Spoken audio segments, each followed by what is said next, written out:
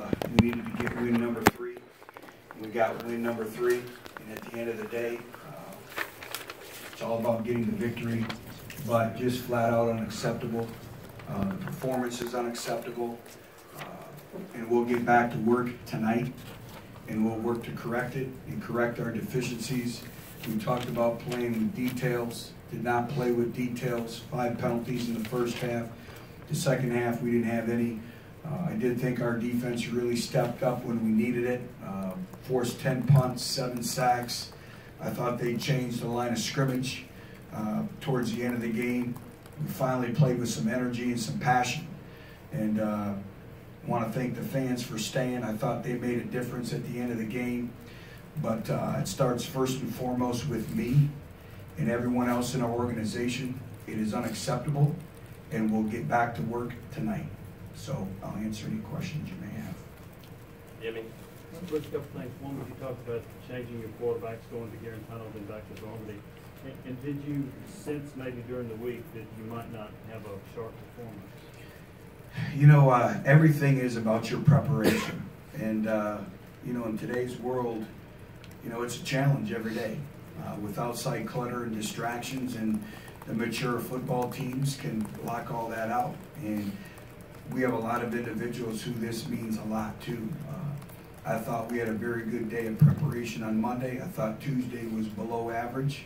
I thought Wednesday was average, and I thought Thursday was better. And that's what we just spoke about as a football team, is everything is about your preparation. What happened today was a byproduct at some points in time during practice. And it's the maturity of a young football team to understand that you have to be 1-0 every day. And you know, again, if you're not in sport, you know, everyone wants to talk about cliches, all that. It's true. You got to win the day. You can't worry about Saturday. You got to win Monday. You got to win Tuesday. You got to win Thursday. And it's a building up process. And I think we had some individuals step up. But again, it's all about your preparation.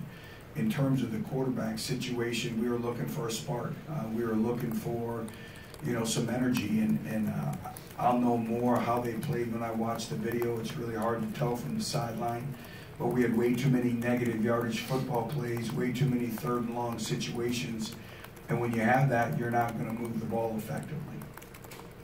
Steve and then Patrick. Just we're trying to find out the personal foul. We never really got an explanation for what caused the unsportsmanlike conduct on yourself. What was the situation? I think I'll take full responsibility. That's on me. But I also think it was a byproduct of huddling our sideline and talking to our team, and the official think I'm talking to him, and then did talk to him, and you know, that's on me. I take full responsibility, trying to give our team a spark as well. Patrick.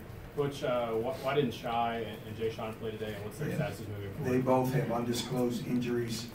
We fully anticipate them to be back next week. Mike and then Blake. Coach, you said they'll get back to work tonight. What type of work? What do you have in store? Have you done this before after a game like this? Absolutely. You know, it's my job to make sure everything is thoroughly gone through, and whatever we have to do, if we got to work around the clock, we'll work around the clock to make sure we get these things corrected. But the one thing is the onus on everyone in our program is passion and energy. Passion and energy. And it's everyone being responsible for their own self-determination each and every day. And we have a football team that's done that. I love our kids. They'll be fine. It's a great learning experience. From, you know, I give UMass a lot of credit, but also respecting your opponent. All those things that go into it.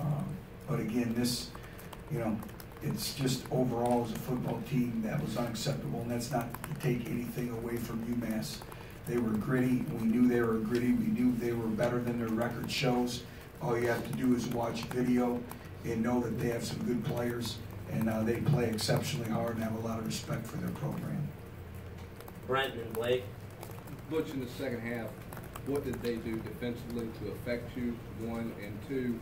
You said you were looking for a spark with Jared. How much of that was because Quentin didn't run on that one particular play in the plus end heading into the towards the well, we knew all week long we had to do a great job of blocking their movement up front. And they were committing 8 to 9 individuals to the box. They did a good job of moving the front. fill in the gaps, and you have to win with your backside cutoffs. You have to play with great intensity and a toughness about yourself. And you know, you have to get the dirty yards of 4 and 5 yards. We knew we had to beat man coverage. So there was a combination of there. Again, not one play was the determining factor to put Jared in the game.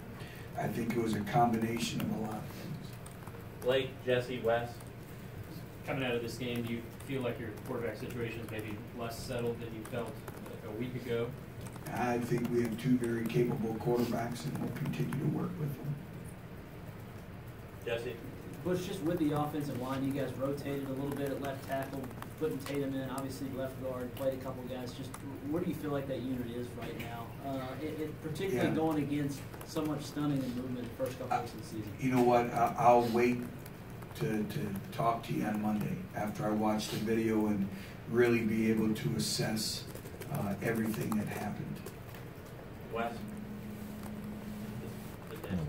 Which, with the tight end situation with Ethan and Yakov, any update there, and how tough are things at that position now? Well, that put us a little bit behind. We were out of some 12 personnel when you lose, you know, your number 1 and number 2 tight ends.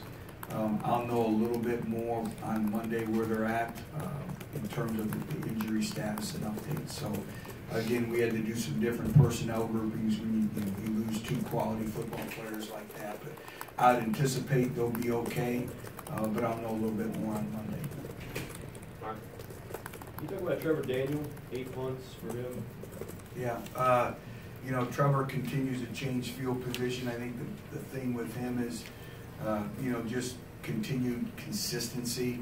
But there was a couple of times where, you know, he put the ball coming out, whether it was a 10-yard line or the 2-yard line, and I can't say enough for him. He has the ability to change field position. You know, he's one of those individuals who works his craft every single day, and he is turned into a weapon for us because he helps us control field position. Last couple, Jimmy.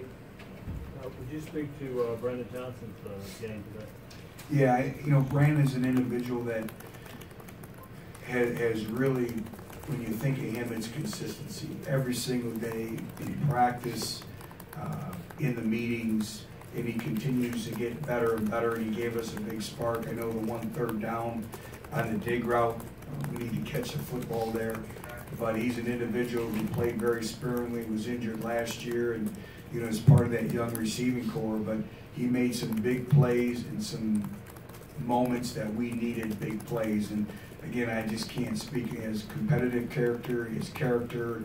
He understands what it is to prepare. I think that's probably his upbringing. His father's one of the best Major League Baseball players to play the game. You know, won a World Series championship. You know, so he understands, you know, what it is to be driven and the way you got to work every single day. All right. Thank you. Thank you.